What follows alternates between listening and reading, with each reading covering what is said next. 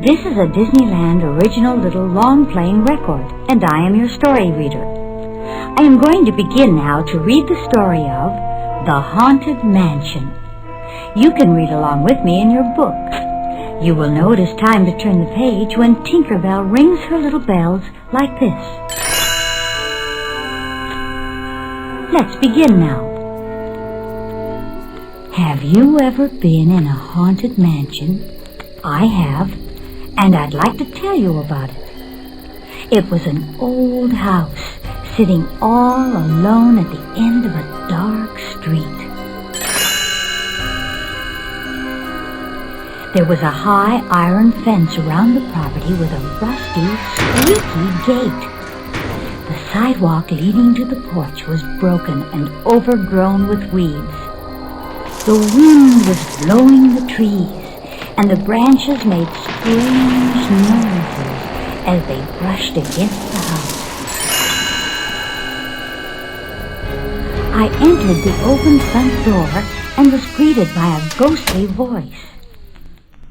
Good evening. Welcome to the Haunted Mansion. The voice seemed to be coming from the art gallery. Good evening, I said in a shaky voice. Do you mind my being here? Not at all, the voice replied. We have so few visitors. May I show you around? We, my ghost host voice and I, went into the art gallery. The paintings were very strange. They seemed to be stretching. In fact, the entire room was getting taller. The ceiling was going up and the floor was going down. A panel in the wall opened, and I ran out of the gallery and into a corridor.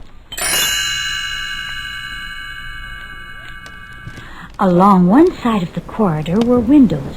From them I could see the garden outside.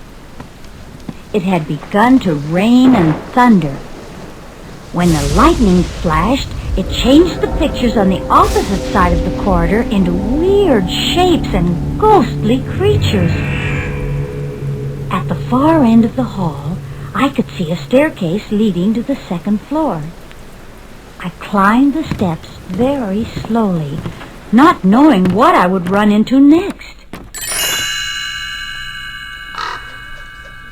The air got colder, and I could hear the rain splashing against windows.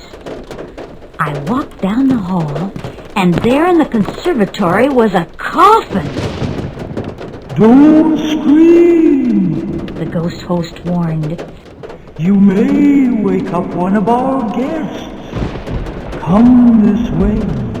Madame Leota is waiting for us.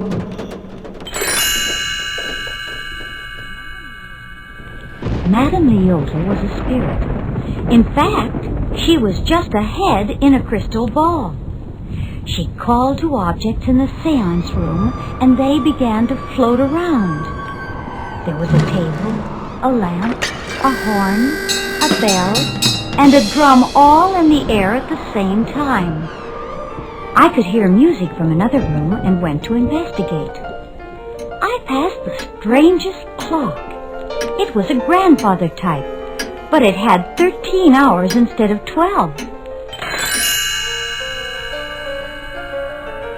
The music was coming from the grand hall. As I stood on the balcony and watched, I couldn't believe my eyes. It seemed to be someone's birthday, and the ghosts were having a wonderful time. Some ghosts were sitting at the dinner table, while others played on the chandelier overhead. Several ghosts danced to the haunting refrain played by a grinning organist. A thumping sound attracted my attention. It came from the unfinished attic. There in the darkened room stood a ghostly bride. Her heart glowed red with each beat. I turned to run out of the attic, but another image blocked my way. He was a large, cloaked figure whose head disappeared from his shoulders and appeared in a hat box he held in his hand.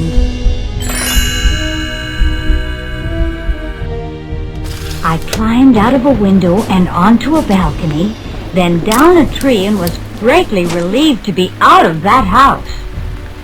Now I had another problem.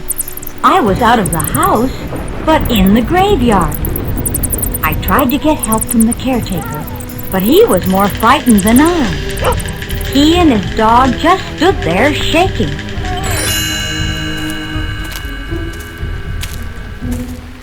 Down the path I went. I passed a group of singing minstrels who paid no attention to me at all. A group of cats and a family of owls joined in spooky harmony.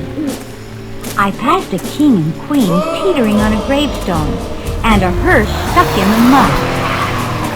There were ghosts riding bicycles, and a masked executioner singing a duet with a decapitated knight.